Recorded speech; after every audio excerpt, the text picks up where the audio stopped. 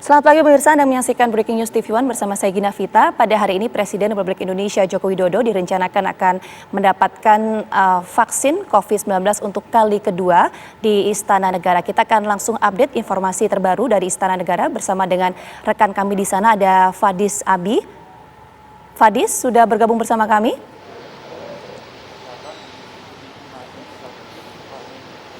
Fadis, pada pukul berapa informasinya Presiden Joko Widodo akan mendapatkan... Kita dan juga pemirsa dapat kami informasikan, ini rencananya memang berdasarkan informasi yang kami peroleh dari Biro Pers Kepresidenan, setidaknya ada 3 agenda yang hari ini dilakukan oleh Presiden Joko Widodo.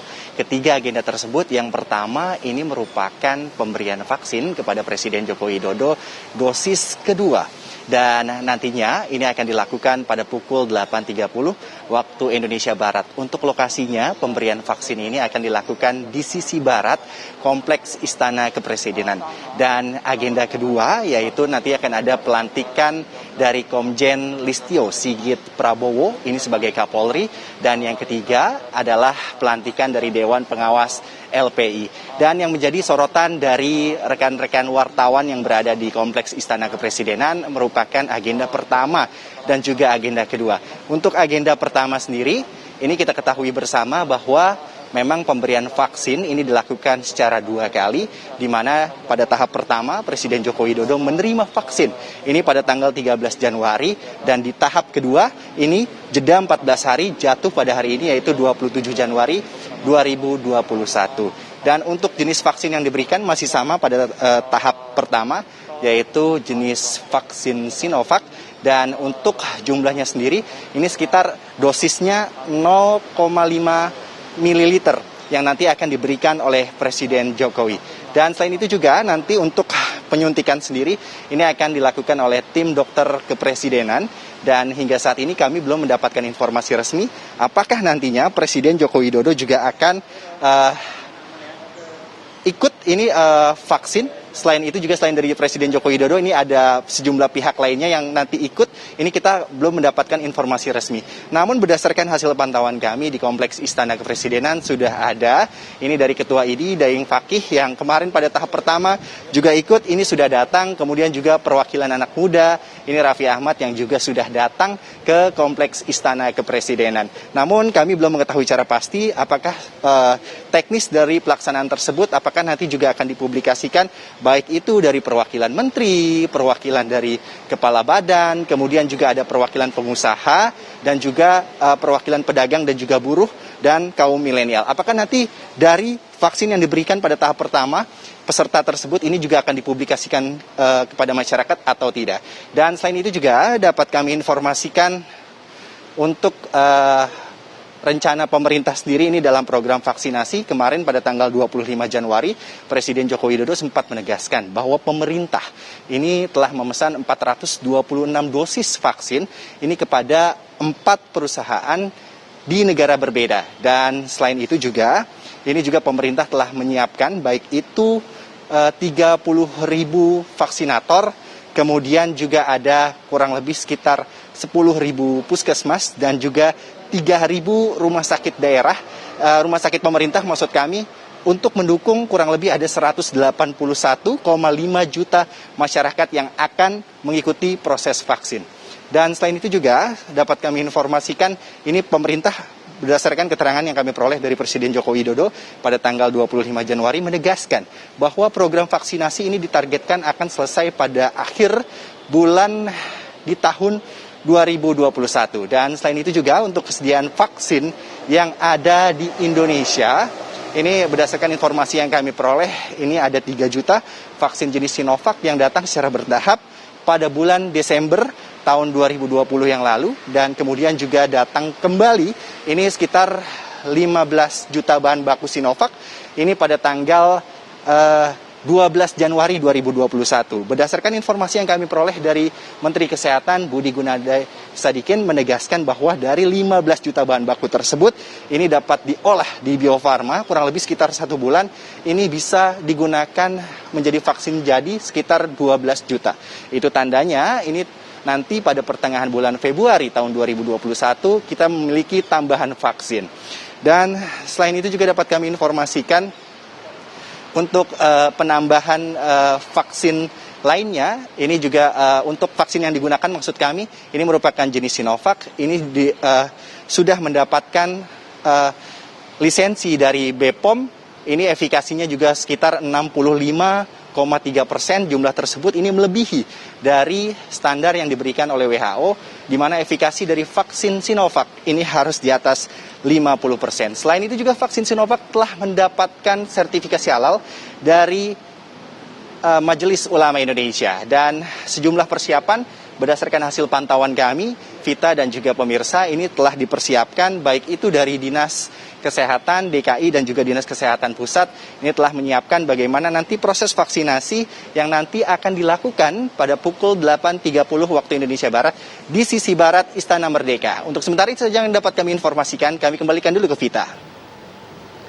Iya, Fadis, Abi, kalau boleh diceritakan bagaimana kemudian untuk nantinya proses atau tahapan dalam vaksinasi yang rencananya akan berlangsung sekitar setengah jam lagi.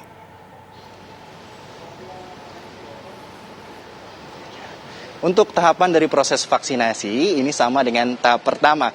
Kami mencatat setidaknya ada 4 tahapan yang dilalui oleh para peserta penerima vaksin. Yang pertama adalah verifikasi identitas data. Baik itu nanti akan ditanyakan, baik itu nama, kemudian biodata lainnya kepada para peserta penerima vaksin. Itu tahap pertama. Dan tahap kedua merupakan screening. Ini tahap kedua merupakan tahap penentuan. Beberapa peserta vaksin pada tahap pertama kemarin tidak lolos, tidak bisa mengikuti vaksin dikarenakan tekanan darahnya tinggi. Dan nanti pada tahap 2 di screening ini nantinya akan diperiksa baik itu suhu, kemudian juga tekanan darah. Dan nanti ini akan menentukan apakah para peserta vaksin ini bisa ikut dalam tahap selanjutnya. Dan di tahap ketiga ini merupakan proses penyuntikan.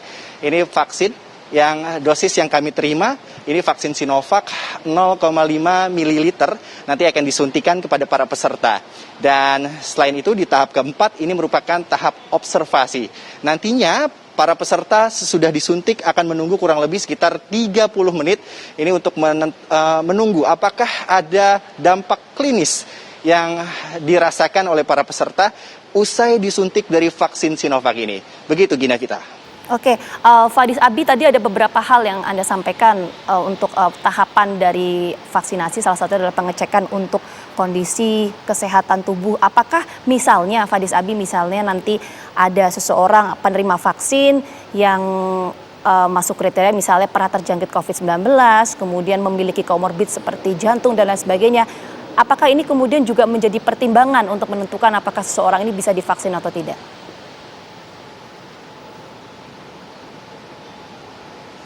Gina Vita, jadi untuk prosesi tahap kedua ini merupakan screening. Nantinya para peserta nantinya akan ditanya lebih lanjut, didalami lebih lanjut, tidak hanya pemeriksaan kesehatan yang dilakukan, baik itu suhu badan, kemudian juga tekanan darah, namun juga ada pemeriksaan lebih lanjut, apakah nantinya ada penyakit-penyakit bawaan, kemudian apakah nantinya para peserta ini ditanya mengenai apakah sudah pernah terpapar COVID-19. Mengingat untuk prioritas penerima vaksin pertama ini diprioritaskan bagi para peserta yang belum terkena COVID-19. Dan memang kami mendapatkan informasi juga sejumlah peserta yang di tahap pertama ini belum terkena COVID-19 seperti Menteri Kesehatan Budi Gunadi Sadikin dan sejumlah peserta lainnya ini dipastikan belum pernah terpapar COVID-19.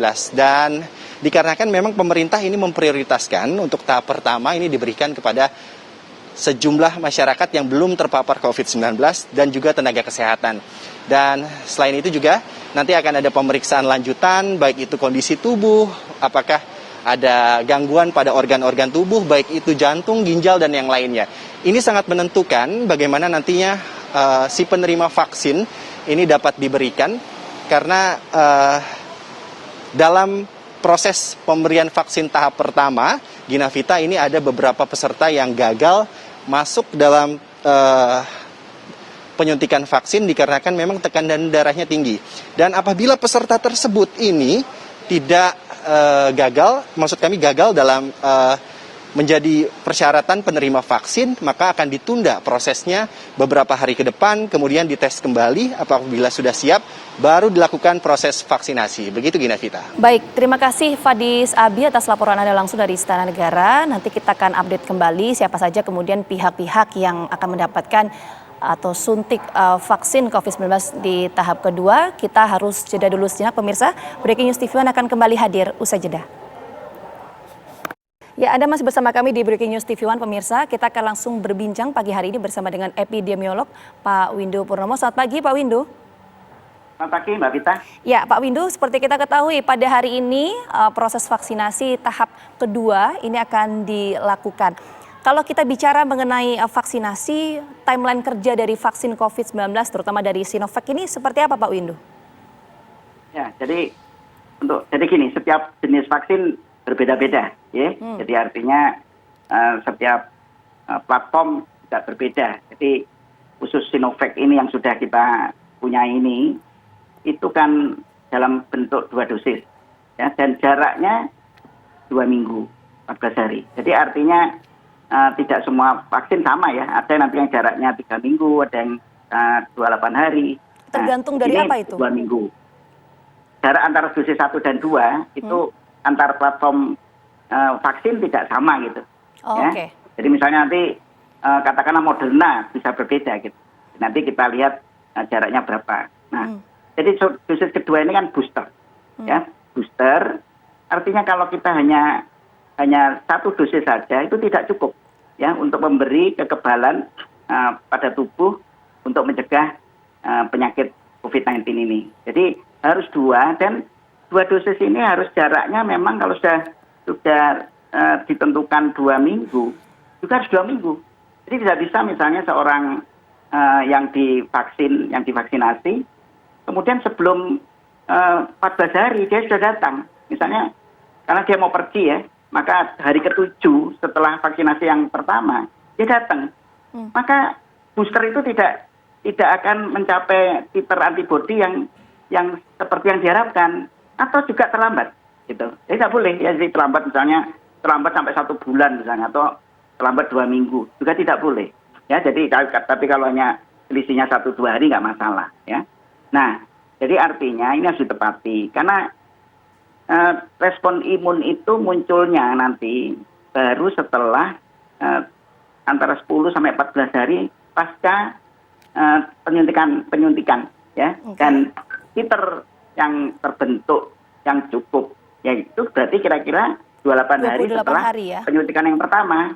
Ya itu. Nah, Pak Windu, kalau 28 hari ini kekebalan baru terbentuk, apakah kemudian dengan adanya proses vaksinasi ini nantinya orang yang sudah divaksin akan memiliki kekebalan tubuh yang seperti apa gambarannya kalau kita bicara mengenai COVID-19? Nah, begini. Jadi kita kan sering mengetahui tentang istilah efikasi, ya. Jadi efikasi yang dimaksud yang sudah ada bukti ilmiahnya itu adalah bahwa vaksin-vaksin ini yang anti COVID-19 ini itu sifatnya adalah pencegahan terhadap disease, penyakit. Ya. Jadi artinya kalau kita tertular, kita sudah divaksin dalam 2 dosis tadi, maka setelah 28 hari setelah dosis yang pertama, kita akan kebal ketika kita kemasukan virus. Ya, kita kebal tidak menjadi sakit, artinya tidak muncul gejala, ya, mulai dari gejala yang ringan sampai dengan terutama yang berat. Jadi kita akan terhindar dari penyakit, ya. Jadi tetapi di 28 hari pertama tentu belum.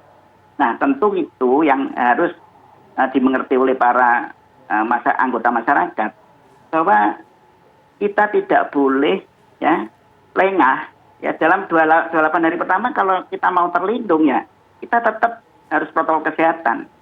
Harus beriringan begitu ya? Tapi apakah setelah 8 hari kita juga boleh melepas masker? Tentu tidak juga. Kenapa?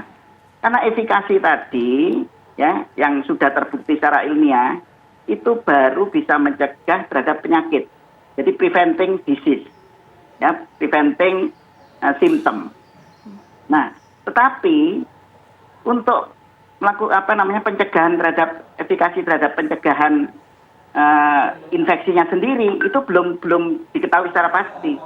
Nah, jadi artinya orang yang sudah divaksinasi ketika dia tertular ya terinfeksi, virusnya masuk ke dalam tubuh, dia tidak akan sakit. Gitu ya, karena karena vaksin ini. Tapi berpotensi menularkan tidak, Pak Windu? Betul, itu yang saya maksud, bahwa dia belum terbukti preventing infection. Nah, ini yang penting harus diketahui. Sehingga artinya apa? Kalau begitu, kalau kita mau melindungi orang lain, ya toh, dan kita harus protokol kesehatan 3M itu tadi tetap harus diberlakukan. Betul. Karena masih berpotensi menularkan meskipun gejala klinisnya ini tidak bisa nampak dan lain sebagainya seperti tadi Pak Windu sampaikan ya. Betul. Oke, Pak Windu, tapi kalau kita bicara mengenai proses vaksinasi, ini kan tadi kekebalan tubuh akan terbentuk selama 28 hari. Tapi bisa bertahan berapa lama sih ketika seseorang ini sudah divaksin, sistem kekebalan tubuhnya ini? Atau sistem proteksi dari vaksin COVID-19 ini bisa bertahan berapa lama? Nah, vaksinasi ini kan baru artinya vaksin sendiri kan baru selesai ya. Artinya kita belum mengamati sampai berapa lama antibodi yang terbentuk secara cukup untuk melindungi tubuh itu, untuk melindungi dari penyakit itu bertahan berapa lama. Ini belum tahu kita. Ya, jadi artinya tentu prediksi sudah ada ya, karena artinya di dalam setiap pembuatan vaksin tentu para ahli vaksin yang terlibat dalam penelitian itu sudah memprediksi, ya. Tapi prediksi loh ya. Realitasnya bagaimana? Itu nanti kita harus lihat ya setelah 6 bulan. Jadi selalu dimonitor nih, ya. Jadi artinya nanti ada orang-orang tertentu yang dicuplik ya untuk dilihat bagaimana titer antibodinya dari waktu ke waktu. Nah. Oke, Pak Windu, maaf saya potong. Yang kita prediksi mungkin aja. Sebentar Pak Windu, maaf saya potong. Ini meskipun belum tahu sih ya hasilnya nanti untuk sistem proteksi vaksin COVID-19 terhadap tubuh ini akan berlangsung berapa lama. Tapi hal itu nanti bisa diprediksi atau dilihat berapa lama pasca vaksinasi?